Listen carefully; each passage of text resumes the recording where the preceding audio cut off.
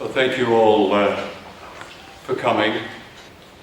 I've been filming in the Marshall Islands, which lie north of Australia in the middle of the Pacific. Now, whenever I tell people that, they ask, where is that? And if I offer a clue by referring to bikini, they say, oh, you mean the swimsuit. Now, few people seem aware that the bikini swimsuit was named to celebrate the nuclear bombs that destroyed Bikini Island. 66 nuclear devices were exploded by the United States in the Marshall Islands between 1946 and 1958. That's the equivalent of 1.6 Hiroshima bomb explosions every day for 12 years. Bikini is silent today, mutated and contaminated. The palm trees grow in a strange grid formation. Nothing moves. There are no birds. The headstones in the old cemetery are alive with radiation. My shoes registered unsafe on a Geiger counter. Standing on the beach, I watched the emerald green of the Pacific fall away into a vast black hole. This was the crater left by a hydrogen bomb they called Bravo. The explosion poisoned people and their environment for hundreds of miles, perhaps forever. On my return journey, I stopped at Honolulu Airport and picked up an American magazine called Women's Health.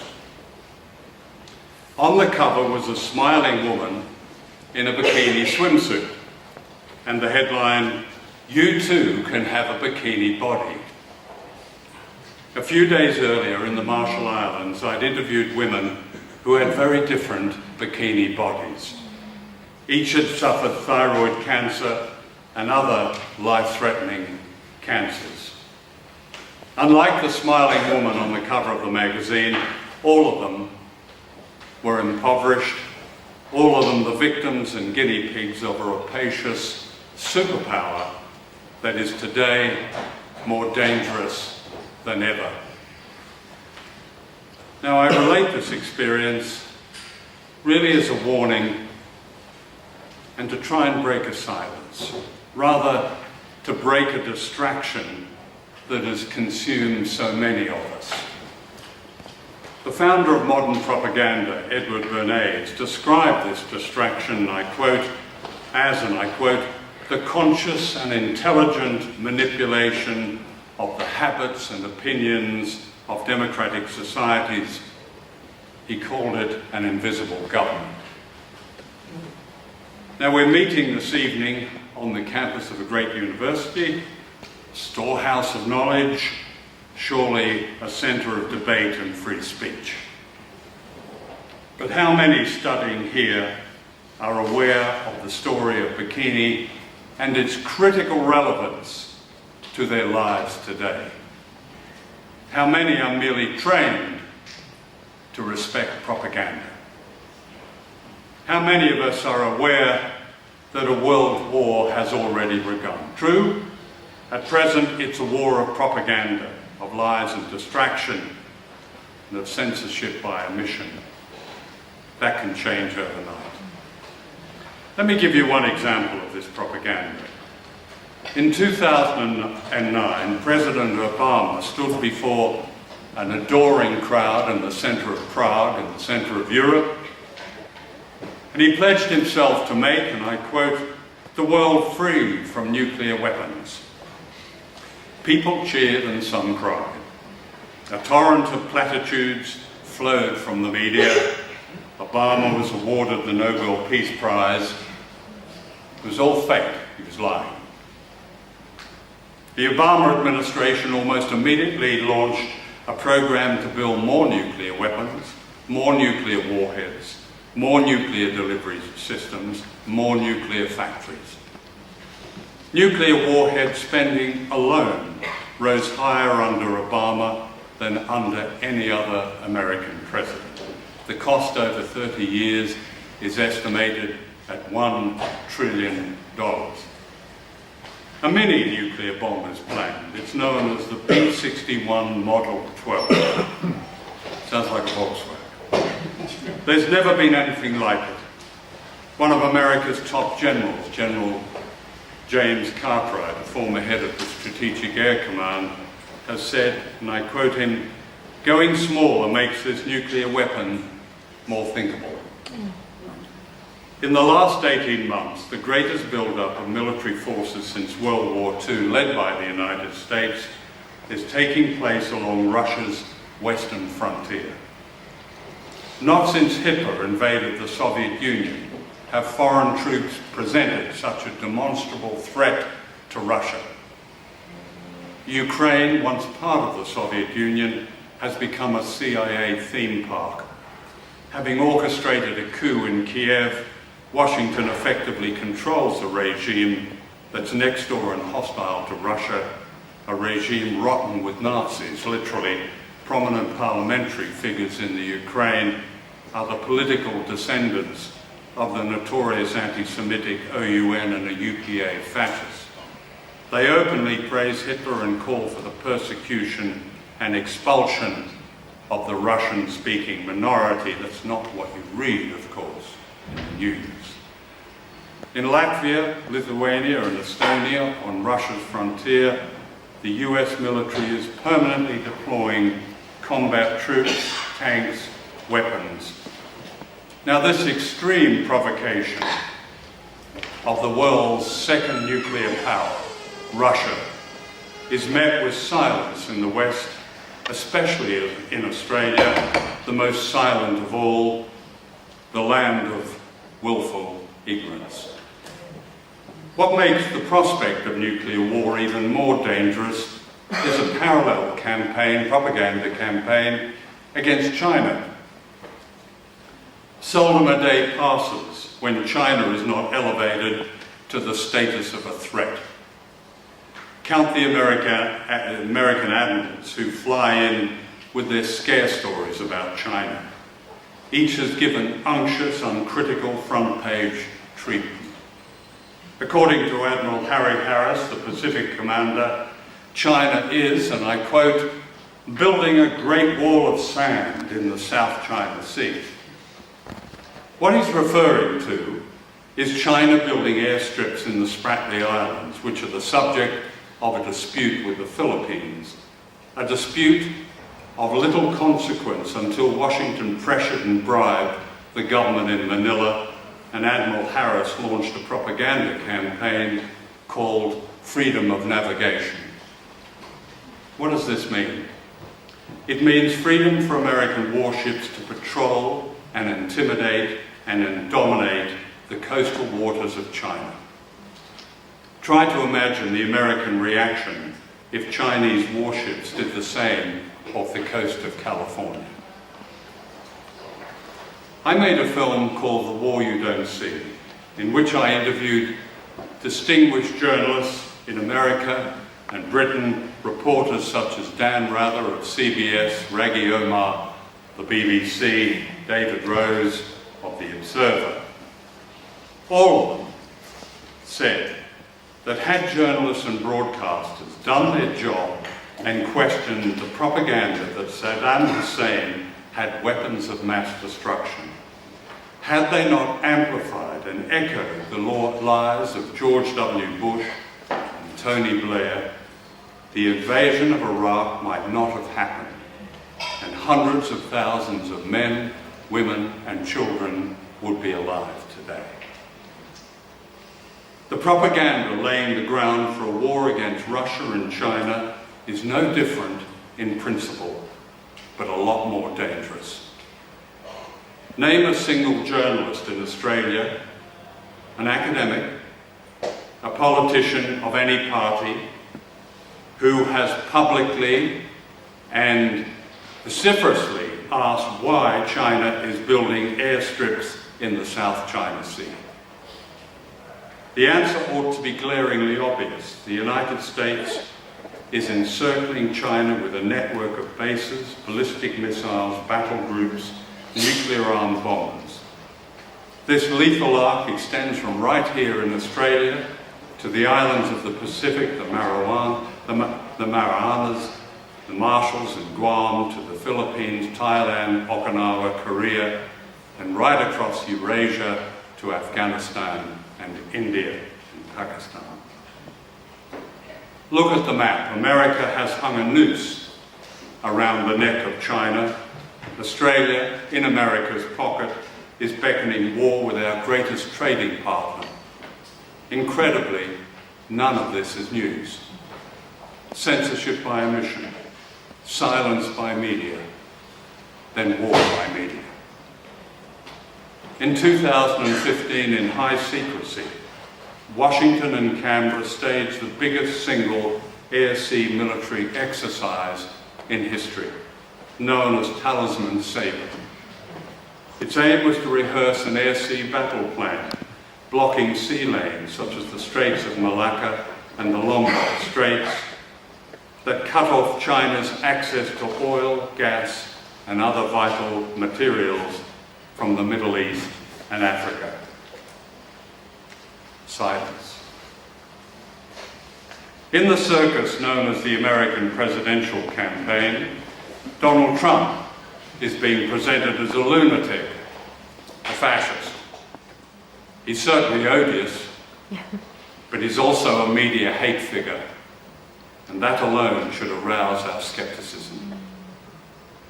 Trump's views on migration are grotesque, but no more grotesque than those of David Cameron or Tony Abbott or a couple of serving ministers in the current Turnbull government.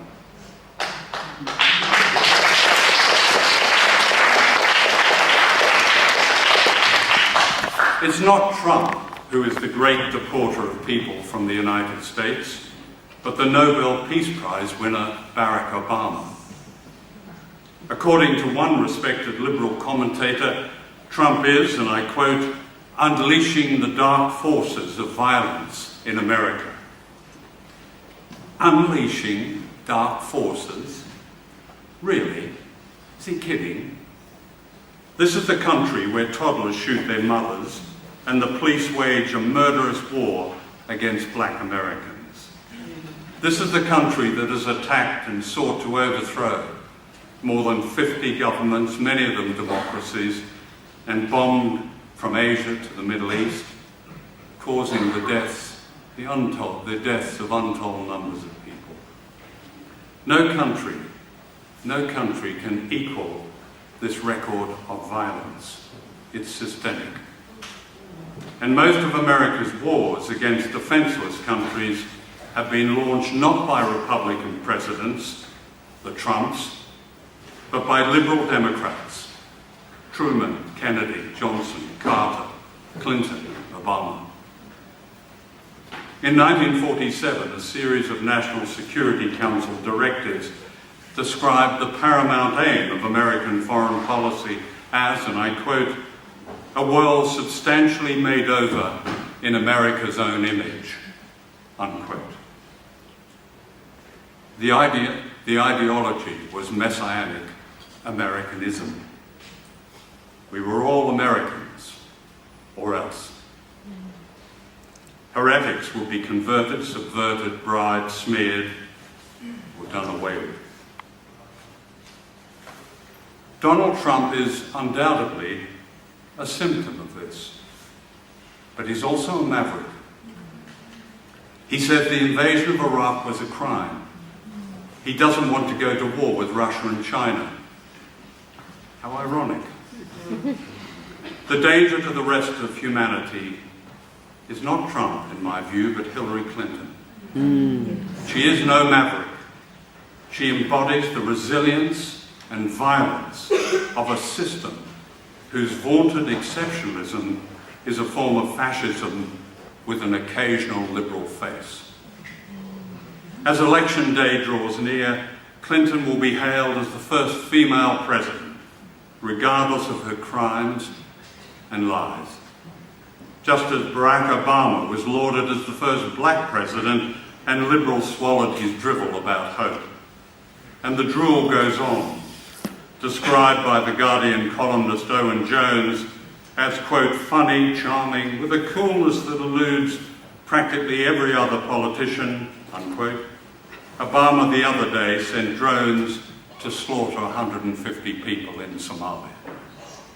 He kills people frequently, usually on Tuesdays, according to the New York Times, when he's handed a list for death by drone. That's cool. In the last presidential campaign, Hillary Clinton threatened, and I quote, to totally obliterate Iran with nuclear weapons.